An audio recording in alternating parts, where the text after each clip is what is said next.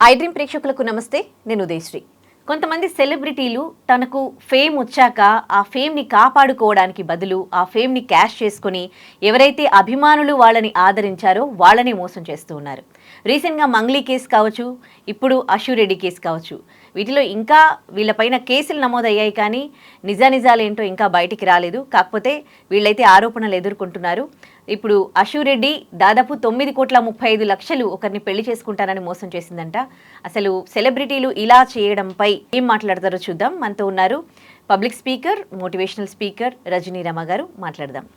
నమస్తే అండి. నమస్తే అమ్మా. సో మీ అభిప్రాయం ఏంటండి? ఒక సెలబ్రిటీ హోదా వచ్చాక చాలామంది సినీ తారలను చూస్తే వాళ్ళు దాన్ని కాపాడుకోవడానికి ఇంకా వాళ్ళు ఎక్కువగా కష్టపడుతూ ఉంటారు, చాలా చూసి ఆచితూచి మాట్లాడుతూ ఉంటారు. కానీ కొంతమంది ఇలా వాళ్ళకు వచ్చిన ఫేమ్ని ఎంత స్పాయిల్ చేసుకుంటున్నారు అంటే వాళ్ళకి అంత కర్మ ఏంటి, అసలు కోట్లలో మోసం చేయడం ఏంటి? సో మంగ్లీ కేసులో కూడా ఇంకా ఆరోపణలు ఉన్నాయి, ఆవిడ ఇంకా కేసు నడుస్తోంది. సో అది పక్కన పెడితే అశురెడ్డి రీసెంట్గా ఇలా 9,35,00,000 ఒకరిని పెళ్లి చేసుకుంటానని మోసం చేయడము, అసలు ఆయన ఇలా మోసపోయాడు. ఇలాంటి విషయాల్లో ముఖ్యంగా వాళ్ళని అభిమానిస్తున్న అభిమానులు ఎలాంటి జాగ్రత్తలు తీసుకోవాలి? వాళ్ళు ఎలా మోసపోతున్నారు, వీళ్ళు ఎట్లా మోసం చేస్తున్నారు? నిజంగా అసలు ఒక స్థాయికి వచ్చిన వాళ్ళు ఇంత ఇదిగా మోసాలు చేయరు. ఎక్కడ వాళ్ళు ఒక హుందాగా మెయింటైన్ చేస్తూ ఉంటారు. కొంచెం అప్కమింగ్ వాళ్ళు ఉంటారు కదా. నాకు అనిపిస్తుంది, నా అభిప్రాయం మీరు అడిగారు, నేను చెప్తున్నా. అప్కమింగ్ వాళ్ళే ఇలా వేషాలు వేస్తున్నారు. అంటే ఇదే పెద్ద గొప్ప హోదా, ఇదే గొప్ప స్థానం, దీన్ని మించింది ఇంకా లేదు అన్నట్టుగా ఈ స్థాయిలోనే తప్పటడుగులు వేయటం, మోసాలకి దిగజారటం లేదా మోసపోవటం. అంటే నేను ఒక పెద్ద హోదాలకు వచ్చేసాను, బాగా గుర్తింపుకు వచ్చేసాను, నాకు ఇంకా తిరుగులేదు అనుకుని ఎవరిని పడితే వాళ్ళని నమ్మి మోసపోయిన వాళ్ళు కూడా ఉన్నారు కదా. ఇక్కడ ఈ కేసు ఏంటంటే రివర్స్ అనమాట. ఈమె మోజులో పడి ఇంకొక ఆయన ధర్మేంద్ర సంథింగ్ అక్కడెక్కడ లండన్లో ఉంటాడు, ఐటీ జాబ్ కదా. మరి ఆల్రెడీ మ్యారేజ్ అయ్యింది, ఒక ఏజ్కి వచ్చి ఉంటాడు కదా, ఒక సమాజంలో ఒక స్థాయిలో ఉండి గౌరవప్రదమైనటువంటి లైఫ్ని లీడ్ చేస్తున్నాడు. కర్మగాలి ఇండియా వచ్చి ఈమె దాంట్లో ఇరుక్కుపోయాడు. అంటే ఇక్కడ ఇందాక అన్నట్టు చూసి కొన్ని దూరం నుంచి చూడాలి, అంతే. దూరం నుంచి చూడాలి, ఆస్వాదించాలి, కళ్ళతో వెళ్ళిపోవాలి, అంతే. అది సొంతం చేసుకోవాలన్న అత్యాశ ఉండకూడదు. ఇప్పుడు ఆ అత్యాశ ఉండబట్టే పేరు ఏదన్నా పెట్టుకొని లవ్వా, వ్యామోహమా, ఆకర్షణ, వాట్ ఎవర్ ఇట్ పెట్టుకుని తిరిగి అంటే నువ్వు బాగున్నావు, నువ్వు నాకు నచ్చావు, నేను నీకు నచ్చానా, మరి నాకు భార్యతో కుదరట్లేదు, విడాకులు తీసుకుంటున్నాను, ఇంకో పెళ్లి చేసుకోవాలనుకుంటున్నాను, నువ్వు చేసుకుంటావా, ఈ మాటలు కాదు అక్కడ తిరగడం. ఎన్ని సంవత్సరాలు తిరిగారు? 2018 నుంచి 25 వరకు. ఇన్ని సంవత్సరాలు మరి పెళ్లి కాకుండానే వీళ్ళు ఏమేమి వేషాలు వేశారనేది వాళ్ళకే తెలియాలి. ఈ లోపల ఈవిడ చక్కగా ఇల్లు చక్క పెట్టుకుంది, డబ్బులు ఈమె ఖర్చులకే కానీ ఇంకొకటి కానీ అన్నిటికీ ఆయన దగ్గర నుంచి డబ్బులు రాబట్టుకోవటం.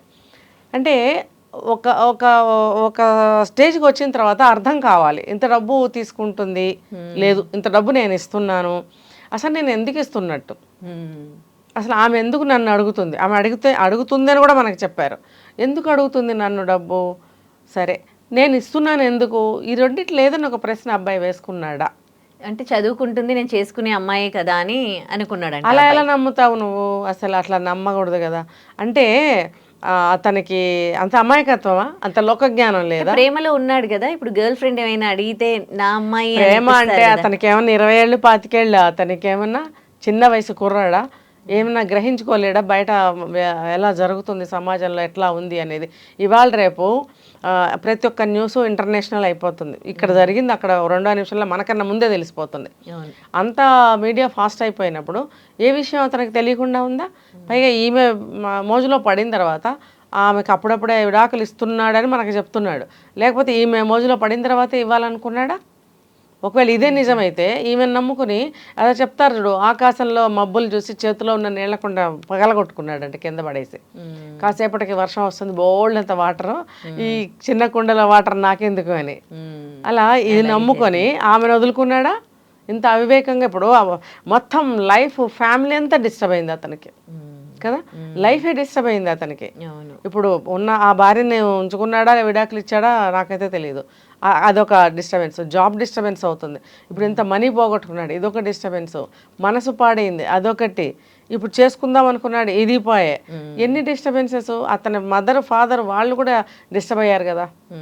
ఎంతమంది డిస్టర్బ్ అయ్యారు. ఒక చిన్న నీళ్ళల్లో ఒక రాయి వేస్తే ఎంత కదలికలు వస్తాయో ఇక్కడ కూడా అలాగే జరిగింది.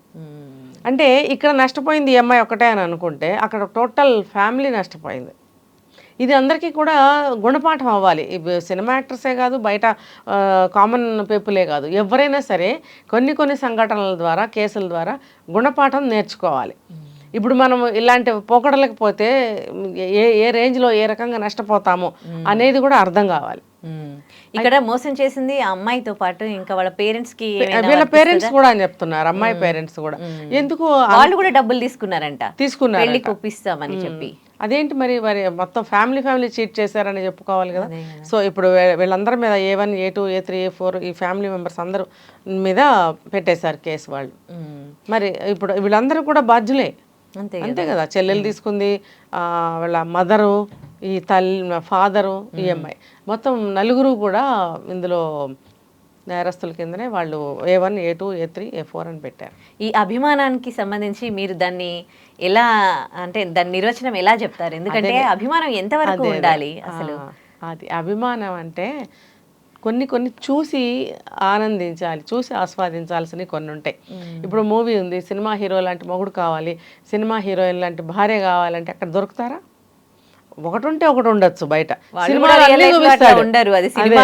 అది గమనించాలి. సినిమా హీరోలో ప్రపంచంలో 1,00,000 క్వాలిటీస్ ఉంటే అన్ని హీరోకే ఉంటాయి. అలాగే హీరోయిన్కి కూడా 1,00,000 క్వాలిటీలు ఉంటే ప్రపంచంలో అన్ని హీరోయిన్లోనే చూపిస్తాడు. అన్ని క్వాలిటీస్ ఉన్న భార్య కానీ భర్త కానీ బయట దొరికే ఛాన్సెస్ ఉన్నాయా? అక్కడే తెలుస్తుంది. ఇదంతా కూడా క్రియేటివిటీ, అంతా కూడా మన ప్రాక్టికల్, మనం అనుభవించేది ప్రాక్టికల్ లైఫ్. సినిమా అనేది లైక్ ఫ్యాంటసీ అని చెప్పుకోవచ్చు ఒక రకంగా, అంతే కదా. అబ్బాయి ఇలా ఉంటే ఎంత బాగుంటుంది, హీరోలాగా బయట అబ్బాయి ఉంటే ఎంత బాగుంటుంది. మరి అది ఊహనే కదా. ఊహలో ఊహాసుందరుడు, రాజకుమారుడు కథలు ఉండేవి. మరి అలా ఊహించుకుంటే బయట ఖచ్చితంగా ఆపోజిట్ అయినవాడే దొరుకుతాడు భర్త అనేవాడు. అలాగే భార్య అనేది కూడా అదేంటంటే జస్ట్ మనకి ఎంటర్టైన్మెంట్, మైండ్ రిలీఫ్ కోసం ఒక సినిమా చూడాలి తప్ప, ఒకవేళ అందులో హీరోకి 1,00,000 మంచి క్వాలిటీస్ ఉంటే కనుక నువ్వు అబ్బాయి అయితే కొన్నైనా నువ్వు అవి అడాప్ట్ చేసుకోగలిగితే నీలో ఒక మంచి లక్షణాలు కొన్ని వస్తాయి. అలాగే అమ్మాయి కూడా ఇప్పుడు నువ్వు కోరుకుంటున్న మంచి మొగుడు ఎలా కోరుకుంటున్నావో అవతల అబ్బాయి కూడా ఒక మంచి భార్య కావాలని కోరుకుంటాడు కదా. నువ్వు ఒక అబ్బాయికి మంచి భార్య కావాలి అని అంటే నీలో కూడా హీరోయిన్స్లో ఉన్నటువంటి లక్షణాలు అట్లీస్ట్ ఒక 10 అన్నా నువ్వు అడాప్ట్ చేసుకోగలిగితే నువ్వు ఒకడు కోరుకున్న మంచి భార్య అవుతావు కదా. ఇలా ఆలోచించరు, అబ్బే స్వార్థం, నేను ఎలా అన్నా ఉండని, నాకు అలాంటి వాడు కావాలి. ఇది అనమాట. ఇలా చూసేదానికి దూరపు కొండలు నునుపు అంటారు. సినిమా మొత్తం కూడా దూరానికి నున్నగా చక్కగా కొండల్లాగా అలా మనం అనుకుంటాం, అలా కనపడతాయి. దగ్గరికి వెళ్ళి చూస్తే దాని మీద పెద్ద పెద్ద చెట్లు, కొండలు, జంతువులు అన్నీ ఉంటాయి. అయితే వీళ్ళు ఎప్పుడైనా కూడా చూసి ఆనందించాలే తప్ప దగ్గరికి వెళ్ళి అది ముట్టుకుందాము, చేసుకుందాము, అనుభవిద్దాము, భార్యను చేసుకుందాము అంటే అందుకు అలవాటు పడిన వాళ్ళు భార్యగా ఉండలేరు. పోనీ అభిమానుల గురించి మనం మాట్లాడుకున్నాం కదా. సో ఇప్పుడు సెలబ్రిటీస్కి సంబంధించి తీసుకుంటే టీవీ షోస్లో చేస్తున్న వాళ్ళు కావచ్చు, సినిమా స్టార్స్ ఎవరైనా, పాటలు పాడుతున్న వాళ్ళు ఎవరైనా కావచ్చు, వాళ్ళు ఎంత కష్టపడి ఇప్పుడు అందులో నిలదొక్కుకోవాలి, అందులో ఒక పేరు వచ్చిందంటే అది మామూలు విషయం కాదు. చాలా స్ట్రగుల్స్ ఉంటాయి వాళ్ళు ఎదగడానికి. అంత ఎదిగినాక ఎంతో సంపాదిస్తూ ఉంటారు. అంటే ఆ డబ్బు వాళ్ళకి సరిపోవట్లేదా? ఇంకా జనాల నుంచి ఇలాంటి మోసాలు జనాలను చేయడం ఏంటి? సో వాళ్ళు కూడా కష్టపడి పైకి వచ్చిన వాళ్ళు మళ్ళీ ఆ ఫేమ్ని పోగొట్టుకోవడానికి ఎట్లా సిద్ధపడుతూ ఉన్నారు అంటే ఆలోచించట్లేదా? వాళ్ళ యాంగిల్లో మీరు ఎట్లా చెప్తారు? ముందు చూపు చాలామందికి ఉండదు ఉదయ. ఇప్పుడు ఒకటే కేటగిరీ కింద మనం అనుకోలేం వీళ్ళని. కొంతమంది గురించి ఒక ఒక ఒక యాక్ట్రెస్ గురించి నేను విన్నాను ఏంటంటే, భర్తను చంపేసి లవర్ సాయంతోనో లవర్ కోసమో భర్తను చంపించేసి, అంటే ఆయన అడ్డం వచ్చాడు ఈవిడ కెరీర్కి. సో ఈవిడ ఇండస్ట్రీలోకి వచ్చి బాగా నిలదొక్కుని డబ్బు సంపాదించింది. ఆ క్రమంలో ఆవిడ ఎన్ని తప్పులు చేసి ఉండొచ్చు ఆ తర్వాత.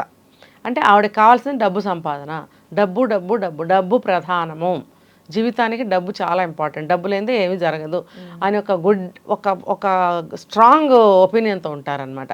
వాళ్ళు ఎవరు అడ్డం వచ్చినా సరే, ఇప్పుడు డబ్బు లేదు నేను బాధపడుతున్నాను, మొగుడు అని పట్టుకుని కూర్చుంటే వాడికి కాఫీ ఇవ్వాలి, టిఫిన్ పెట్టాలి, భోజనం పెట్టాలి, టైంకి ఇంటికి రావాలి, అదంటాడు ఇదంటాడు, గోల వీటితో నాకెందుకు, నాకు కెరీర్లో నేను ఎదగాలి, బస్ అడ్డం వచ్చాడు తీసేయాలి, ఇంకొకటి సాయంతో తీసేస్తారు. అంటే వాళ్ళకి డబ్బు చాలా ఇంపార్టెంట్. ఇలాంటి వాళ్ళు ఉన్నారా లేదా మనం విన్నాం, చాలా విన్నాం అయితే ఉన్నారు కూడా ఇప్పుడు. అలాగే ఈ ఇండస్ట్రీలో మూవీస్లో అవనివ్వండి, బుల్లితెర అవనివ్వండి, ఏదైనా కూడా. రెండోది ఏంటంటే దీపం ఉండగానే ఇల్లు చక్కబెట్టుకోవాలనే మనస్తత్వంతో ఉన్న వాళ్ళు కొంతమంది. ఏది అడ్డం వచ్చినా సరే మనము ఈ అవకాశాలు మళ్ళీ రావు, ఈ అవకాశాలు వచ్చినప్పుడు మనం ఏం చేసైనా సరే ఎదగాలి, డబ్బు సంపాదించాలి. ఇక్కడ కూడా డబ్బే ప్రధాన పాత్ర వహిస్తుంది. ఇలా తీసుకుంటే మీరు అన్నారు చిన్నప్పటి నుంచి డబ్బు లేక చాలా కష్టాలు పడి పెరుగుతున్నాము, మాకు డబ్బు చాలా ఇంపార్టెంట్ అనుకున్న వాళ్ళు కూడా వెనక ముందు ఆలోచించకుండా డబ్బు సంపాదించే క్రమంలో ఏదైనా చేసేయడానికి సిద్ధపడిపోతారు. ఇవన్నీ ముందు ఆలోచన ఉండదు. ఇంకో విషయం ఏమనిపిస్తుందంటే ఇంతకుముందు నెగిటివ్ ఫేమ్ అంటే కొంచెం అయ్యో జాగ్రత్తగా ఉండేవాళ్ళు. ఒకసారి నెగిటివ్ అది వచ్చిందనుకోండి వాళ్ళకి అంటే అవకాశాలు రావు అని. కానీ ఇప్పుడు మీరు చూసుకోండి, ఎవరికైతే నెగిటివ్ ఫేమ్స్ వస్తున్నారో వాళ్ళు ఇంకా సోషల్ మీడియాలో ఫేమస్ అవుతూ ఉన్నారు. సో అది కూడా వీళ్ళకి ఒక విధంగా అడ్వాంటేజ్ అవుతుందని ఏం పట్టించుకోకుండా ఇలాంటి ఏం కాదు. చూడండి మీరు చాలా మంది అసలు అంటే ఒకసారి ఇలాంటి మోసాలు చేసిన వాళ్ళకి అంతటితో వాళ్ళ కెరీర్ ఏం ఆగిపోవట్లేదు. కొంతమంది ఇంకా దానికన్నా బెటర్ ఫేమ్ తెచ్చుకుంటున్నారు. అంటే ఏంటంటే ఈ నెగిటివ్ విషయాలు దేన్ని కూడా పట్టించుకోకుండా వాళ్ళు నమ్ముకున్న దారిలోనే దూసుకుని ముందుకు వెళ్ళిపోవడం అనమాట. దేన్ని లెక్క చేయొద్దు అని అంటారు సావా, అట్లా ఎవరేమన్నా అనుకొని ఏమన్నా జరగని మనం అడ్డదారుల్లో ఏ రకంగా అయినా సరే ముందుకే వెళ్ళాలి. మనం కొన్ని వింటున్నాం ఈ మధ్యకాలంలో, అంటే ఎలాగైనా సరే ఇంకా దాని అర్థాలు ఏమన్నా తీసుకోండి, ఎలాగైనా సరే ముందుకే వెళ్ళాలి, డబ్బు సంపాదించాలి, ఎవడేమనుకుంటే నాకేం, 2 రోజులు వాగుతాడు, వాడే నోరు పోసుకుంటాడు. తర్వాత ఎదిగిన తర్వాత పెళ్లి చేసుకోవాలనిపిస్తే ఎప్పుడొకప్పుడు చేసుకోవచ్చు, దానికి తగ్గవాడే దొరుకుతాడు అన్న ఆలోచనతో. ఎందుకంటే సెటిల్ అవ్వాలి కాబట్టి, ఒక ఏజ్ వచ్చిన తర్వాత ఏజ్ అయిపోతుంది కాబట్టి, ఎవరితోనో ఒకరితోటి మ్యారేజ్ చేసుకుని సెటిల్ అయిపోవాలి కాబట్టి అప్పుడు చూసుకోవచ్చులే అనే ఆలోచనతో దూసుకుని ముందుకు వెళ్ళిపోతూ ఉంటారు. అంటే పెళ్ళి ఒకటే జీవితానికి ఇంపార్టెంట్ కాదు, నాకు ఒక ఫెసిలిటీ కావాలి, నాకు ఒక లైఫ్ కావాలి, ఒక ఎంజాయ్మెంట్ కావాలి, చేతి నిండా డబ్బు ఉంటే ఏదైనా సాధించవచ్చు, ఏమైనా చూడొచ్చు, ఏమైనా తినొచ్చు, ఎక్కడికైనా వెళ్ళొచ్చు, ఆ రోగం వస్తే ఆరోగ్యం మెడికల్ తీసుకోవచ్చు, నగలు ఏదైనా అనుకోవచ్చు. ఈ డబ్బు ఉంటేనే కదా ఇవన్నీ. ఈ వాగేవాడిని లెక్క చేస్తే నాకు ఇవన్నీ ఎలా వస్తాయి? ఒకప్పుడు సొసైటీ కోసం బతకడం ఎక్కువగా చూసేవాళ్ళము. సొసైటీ ఏమనుకుంటుందో, వీళ్ళు ఏమనుకుంటారో, వాళ్ళు ఏమనుకుంటారు. కానీ ఇప్పుడు అట్లా లేదు కదా. ఎవరి సొసైటీ నాకేంటి, సొసైటీ నాకేం ఇస్తుంది, నాకు నచ్చిన లైఫ్ నేను లీడ్ చేస్తాను. సో ఇది కూడా ఒక విధంగా ఇలాంటి వాటికి అదే ఇలాగే తీసుకుంటారు. ఇలా ముందుకు దూసుకెళ్లాలనుకునే వాళ్ళు ఇలా అనుకుంటున్నారు, సొసైటీ కూడా లెక్క చేయకుండా. అందుకనే ఈ రకంగా ఇప్పుడు రకరకాలు జరిగిపోతున్నాయి సమాజంలో. ఏదేమైనప్పటికీ అంటే ఒక సెలబ్రిటీ హోదా వచ్చాక ఇంకా వాళ్ళ వల్ల సమాజం బాగుపడాలి, కానీ వాళ్ళే సమాజాన్ని మోసం చేయడం మాత్రం ఇవన్నీ నాకు అనవసరం భయ్యా. నేను అవన్నీ పాటిస్తే నాకు ఒరిగేది ఏంటి? డబ్బు వస్తుందా? ఏమీ రాదు, నాకు కావాల్సింది డబ్బు అనే పద్ధతిలో ఉంటారు కొంతమంది. అలాంటి వాళ్ళు కష్టపడి ఎదిగాను, పేరు పోతుంది, పేరు నేనేం చేసుకోను అనేవాళ్ళు కూడా ఉంటారు. డబ్బే ఇంపార్టెంట్ అనుకునే వాళ్ళు లేరు.